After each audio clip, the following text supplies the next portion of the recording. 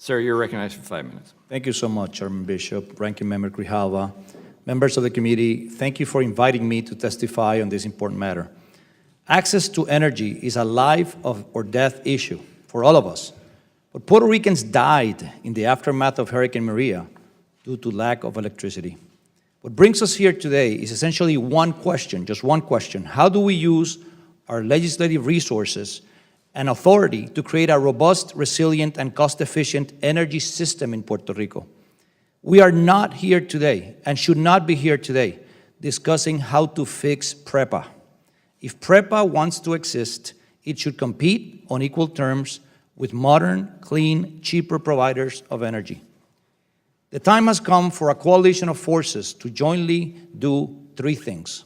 First, privatizing PREPA without realizing the enormous opportunity to create a new open energy market is akin to privatizing a payphone company in the 1990s.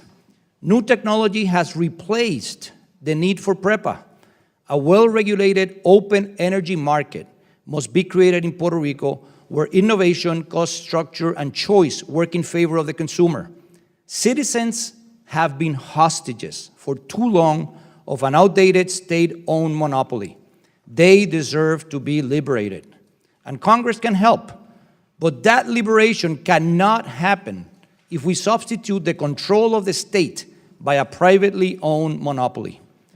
The island must be divided into manageable, independent, interconnected microgrids.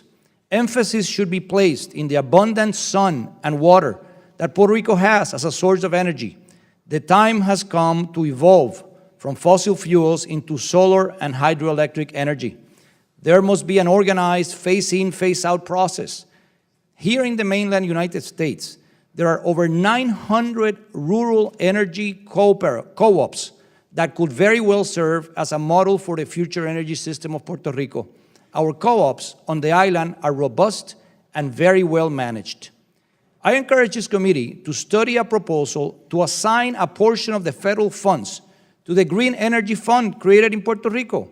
The idea is to appropriate significant funding to assist low and moderate income families gain access to solar energy and storage. Let's make Puerto Rican families prosumers, consumers and producers. That is, consumers and producers of energy, just like Airbnb or Uber. Second, as I mentioned earlier, that new energy market must be well regulated.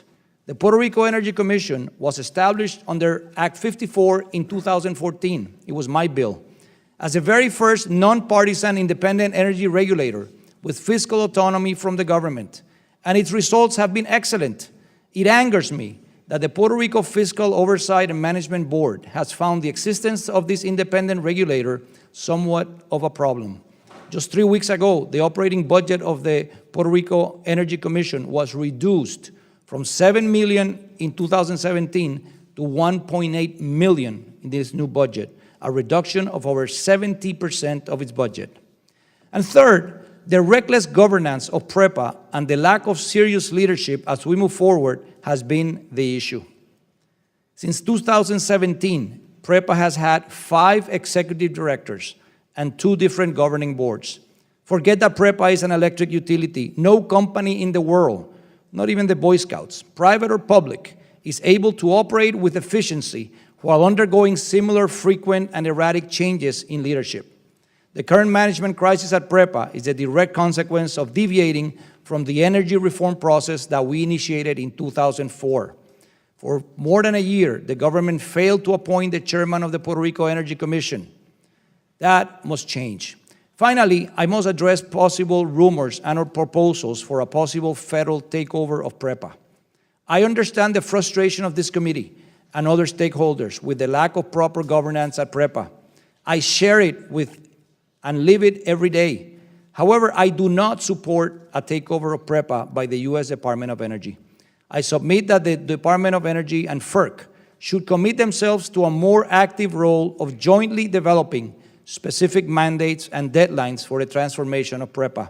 My ask here is for Congress to work closely with the Senate of Puerto Rico, with the U.S. Department of Energy, with the Southern States Energy Board, with the Rocky Mountain Institute, with the Institute of Competitiveness and Economic Sustainability, with the Puerto Rico Manufacturers Association, with the College of Engineers, and others.